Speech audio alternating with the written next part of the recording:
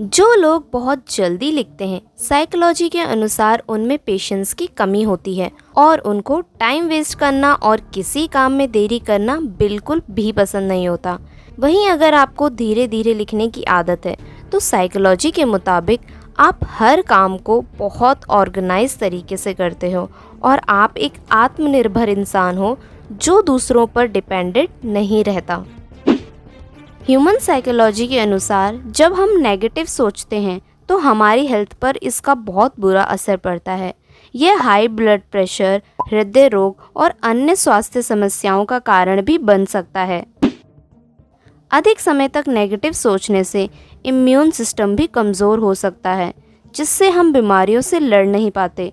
Negative सोच से हमारा आत्मविश्वास भी कम हो जाता है, जिससे हमारे प्रदर्शन और काम पर इसका बुरा असर पड़ता है। साइकोलॉजी के अनुसार सभी भावनात्मक दर्द केवल 12 मिनट तक रहती हैं। उसे ज़्यादा देर तक हम स्वयं ही सोच सोच कर बढ़ा रहे होते हैं। जब कोई इंसान रोना शुरू करता है तो वो और भी ज़्यादा पुरानी बातों को याद करता है ताकि थोड़ा और रोया जा सके। क्या आप जानते हैं जादू की झप्पी का कॉन्सेप्ट वाकई सच है। कई स्टडी में भी ये माना जा चुका है कि किसी को गले लगाने से अकेलेपन का एहसास कम हो जाता है। किसी को गले लगाने से शरीर में ऑक्सीटोसिन लेवल बढ़ता है। इसे लव हार्मोन कहा जाता है, जिसका असर थोड़ा थोड़ा वैसा ही होता है जैसे आपने कोई ड्रग ले लिया हो और दिमाग खुश हो जाता है। संजय दत्त की फिल्म मुन्ना भाई MBBS वाला जादू की झप्पी का कॉन्सेप्ट यकीनन साइंस के हिसाब से सच है।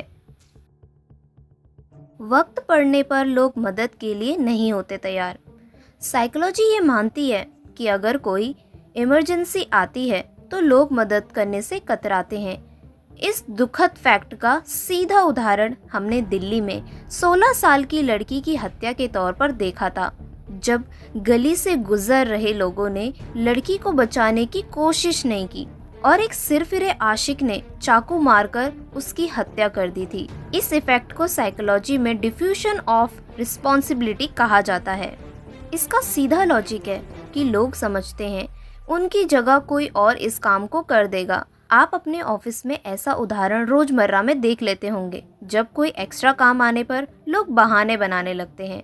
आपका क्या ख्याल है? सर्दी खांसी ही नहीं, इमोशंस का वायरस भी होता है ट्रांसफर।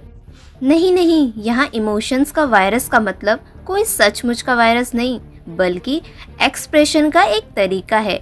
जिस तरह से कॉमन कोल्ड जैसी बीमारियां ट्रांसफर हो सकती है, वैसे ही इमोशंस का भी होता है। दुख, सुख, स्ट्रेस, यहाँ तक कि एंजाइटी भी ट्रांसफर होती है। आपके करीबियों को आपके दुख का एहसास हो सकता है। अगर आप सड़क पर किसी बहुत दुखी व्यक्ति को देख लें तो उसे देखकर आपका मूड भी खराब हो सकता है। सोशल इंटरेक्शन से यह और भी ज़्यादा बढ़ता है। इमोशनल स्ट्रेस अगर बांटा जाए तो यह दूसरे इंसान को भी हो सकता है।